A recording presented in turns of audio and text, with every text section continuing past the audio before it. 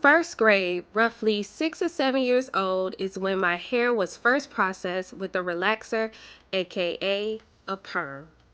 Getting a perm was the norm for black girls and women, and I was not an exception. Up until age 23, I continued to receive touch-ups of the creamy crack every 6 to 8 weeks as recommended to ensure my new growth blended with the rest of my permanently straightened hair. In my latter years of receiving a relaxer, I was aware that it was a possibility that the chemical could cause scalp damage or alopecia, but in many of those cases, it could be due to the relaxer being applied incorrectly. However, I was not aware that these chemicals were killing us. Literally. Apparently, for years, studies have linked illnesses such as uterine fibroid, uterine cancer, and breast cancer to hair relaxers. So why is it that this information is resurfacing? Well, mass tort and class action lawsuits are being filed against some well-known hair care brands for corporate negligence. Before we get into that, let's dive into the history of the hair relaxer. In 1909, Garrett Augustus Morgan discovered how to create the hair relaxer for black hair. His name may ring a bell because he was a renowned inventor and businessman, known for inventing the traffic light and the safety hood, the predecessor to the gas mask. One day, Morgan was working with sewing machines when he encountered woolen fabric that had been scorched by a sewing machine needle. A common problem at the time since sewing machine needles ran at such high speeds. In hopes of alleviating the problem, Morgan experimented with a chemical solution in an effort to reduce friction created by the needle, and subsequently noticed that the hairs of the cloth were straighter. He then tried the solution on one of his neighbor's dog's fur, which was successful. Morgan finally tested the concoction on himself. When it worked, he quickly established the G.A. Morgan Hair Refining Company, which specialized in creating the first chemical relaxers for African Americans.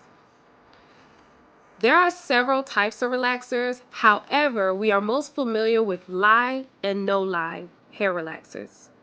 Sodium hydroxide, better known as lye relaxers, is the type of relaxer Garrett Morgan created.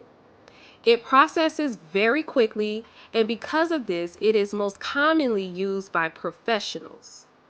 Calcium hydroxide, also known as no-lye relaxers, which is most commonly used, is easier on the scalp, but is actually harsher to the hair than lye relaxers and can dry the hair out. No matter which one is applied, a neutralizing shampoo must be used to avoid damage and potential irritation during the chemical process. Relaxers, root stimulators, and anti-frizz products contain almost 70 chemicals identified so far that are known toxins to the human body. When you get a relaxer, it uses your body temperature to heat up the scalp. The longer the relaxer sits on your hair to process, it begins to burn through the hair follicles, causing inflammation. One misconception is that if a relaxer is burning, then it is working. But in reality, if a relaxer is burning, then it's doing more damage. From there, it begins to seep into your bloodstream and move throughout your lymphatic system. When you urinate, you pass the chemicals from the relaxer through your reproductive system, causing fibroids, cysts, and other bad elements to enter your body.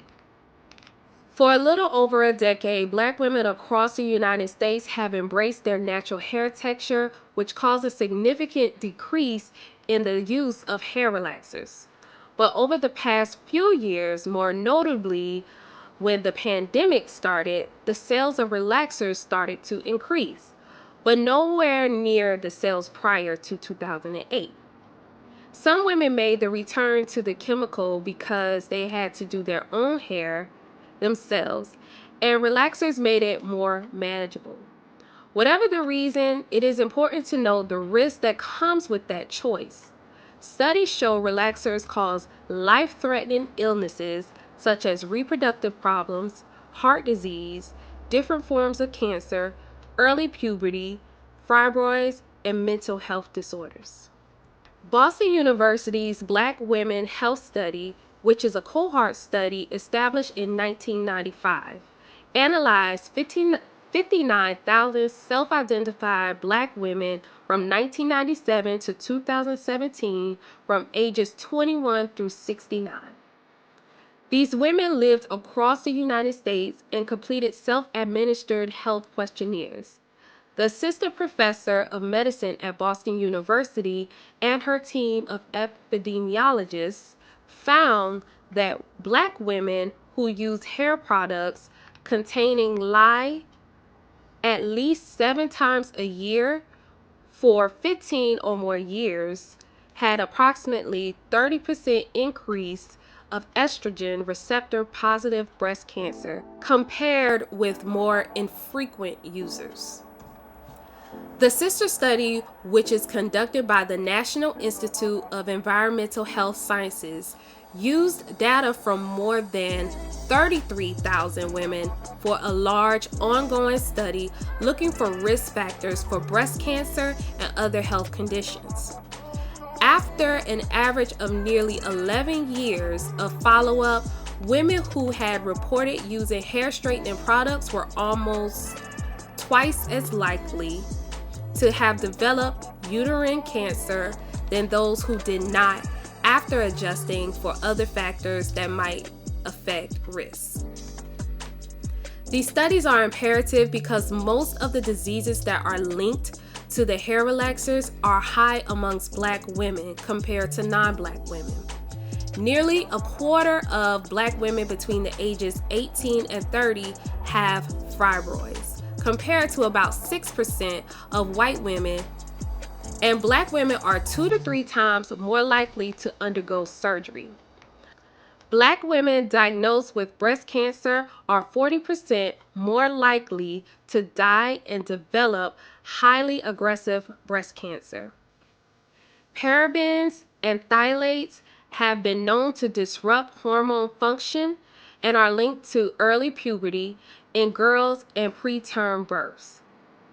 Non-lutein is associated with obesity and increased cancer risk. Formaldehyde increases the risk of miscarriages and respiratory issues.